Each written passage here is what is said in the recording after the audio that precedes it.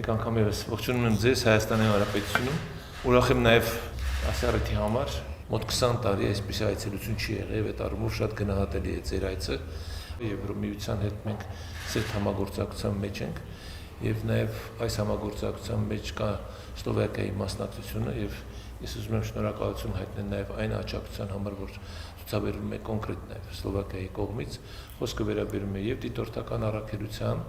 Հայաստանում ներկայացվածությանը խոսքը վերաբերում է եւ այն բոլոր նախաձեռնություններին, որով մենք այսօր համագործակցում ենք